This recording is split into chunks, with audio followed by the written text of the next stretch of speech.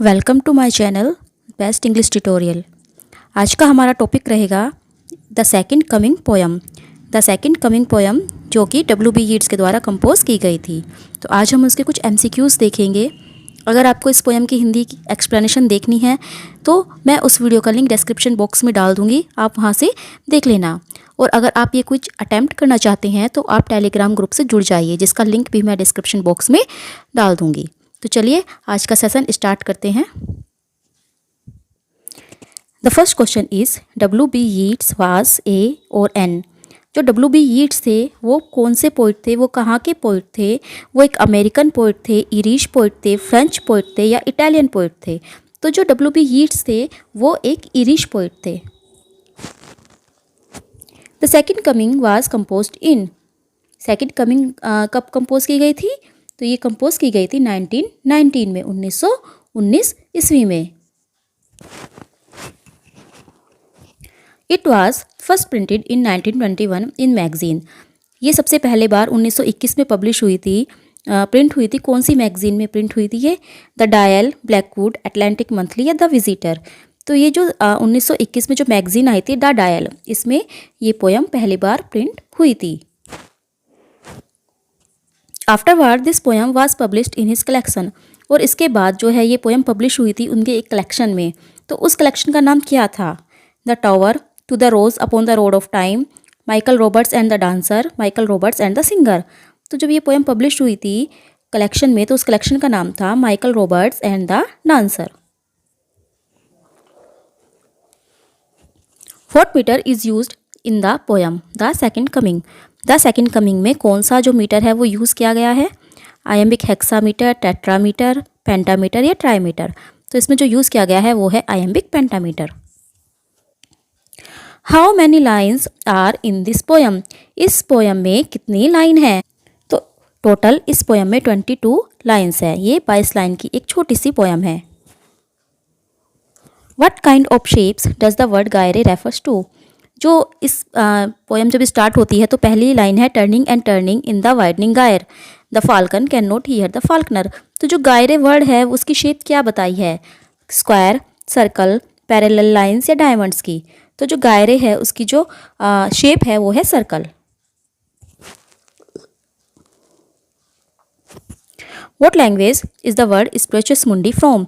जो स्पिरिचुअस मुंडी इस पोयम में एक वर्ड आया है, एक इमेज दिखाई है स्पिरिचुअस मुंडी की। तो स्पिरिचुअस मुंडी कौन सी लैंग्वेज में लिखा गया है? स्पिरिचुअस मुंडी जो है वो एक लैटिन लैंग्वेज का वर्ड है। What kind of mythological creature is featured in the poem The Second Coming? The Second Coming में कौन सा जो mythological creature है वो दिखाया गया है, यानी कि स्पिरिचुअस मुंडी जिसको बताया गया है वो कौन सा mythological creature है? डेमोग्रोगन, वेयरवोल्फ, स्फिंक्स या ग्रिफिन? तो वो है sphinx. What books of the Bible does the term The Second Coming originate from? Bible की वो कौन सी बुक है जिससे द सेकंड कमिंग जो टर्म है वो ओरिजिनेट हुई है? रिविलेशंस, ड्यूट्रोनॉमी, जेनेसिस या एक्सोडस? तो वो है Revelations. Yeats detail his philosophy about gyres in which volume of his work? Yeats ने गायरे की जो फिलॉसफी है, गायरे के बारे में जो फिलॉसफी है वो अपनी कौन से वर्क में बताई है? अपने वर्क के कौन से वॉल्यूम में उन्होंने गायरे के बारे में बताया है? A vision, Adam's curse, the wild swans at Coole, the wind among the reeds? तो ये उन्होंने बताया है ए विजन में।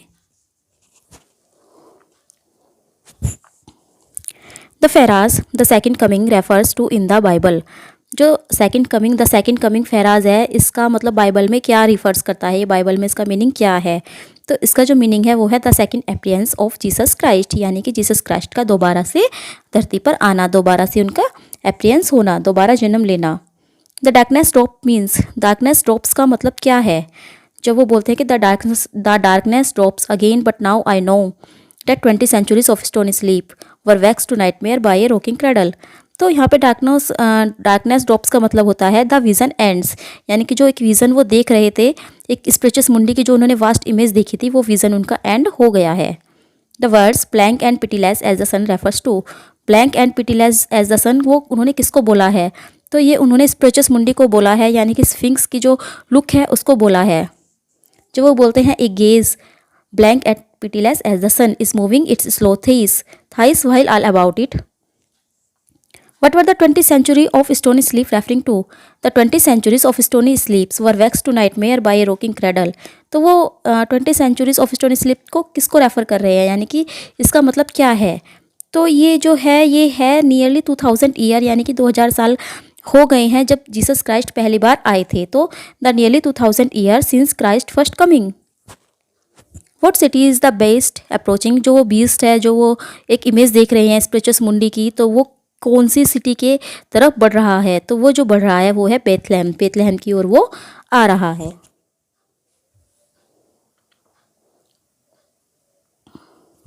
Which historical events do most critics believe this poem is especially referred to?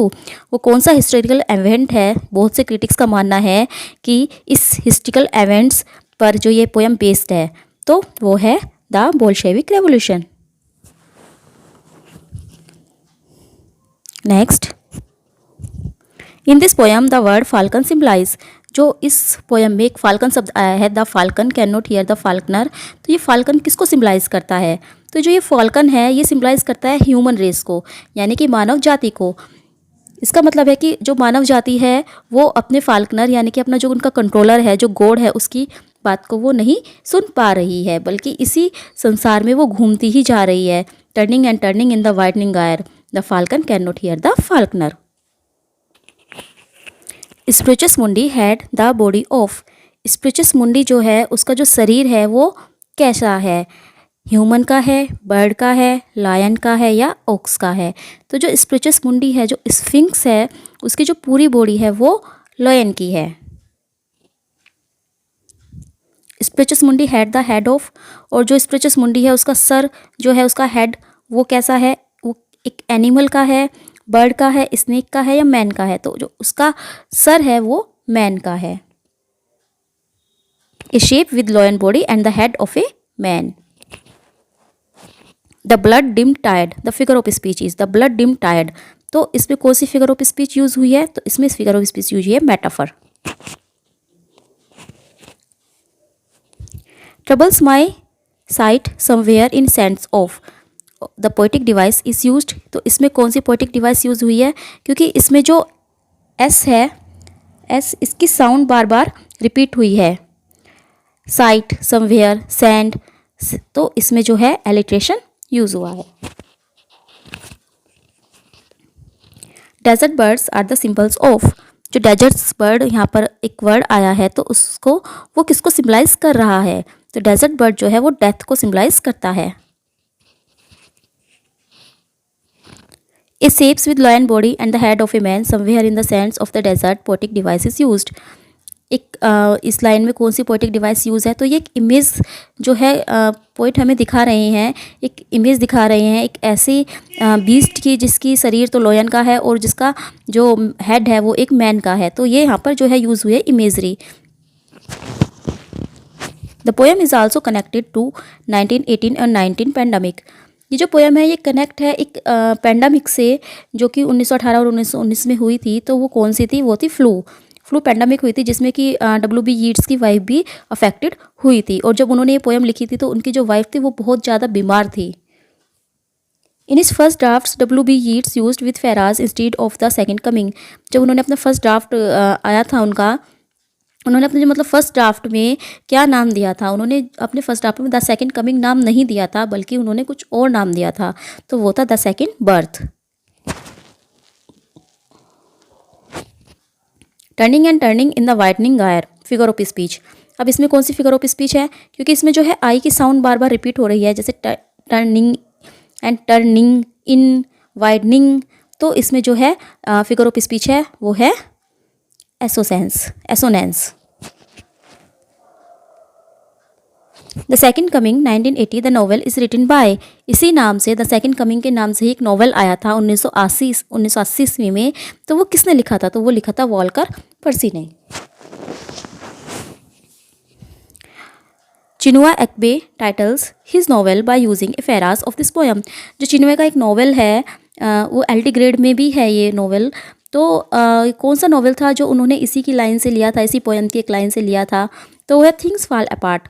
ये इस पोएम की थर्ड लाइन है, things fall apart the centre can not hold where anarchy is loosed upon the world. तो things fall apart जो है वो उनका एक नॉवल है, और ये एलटी ग्रेड के में भी, एग्ज़ाम में भी जो है ये है। A gaze blank and pitiless as the sun figure of speech. A gaze blank and pitiless as the sun, क्योंकि इसमें जो है एज वर्ड आया है तो ऑब्वियसली इसमें सिमली है।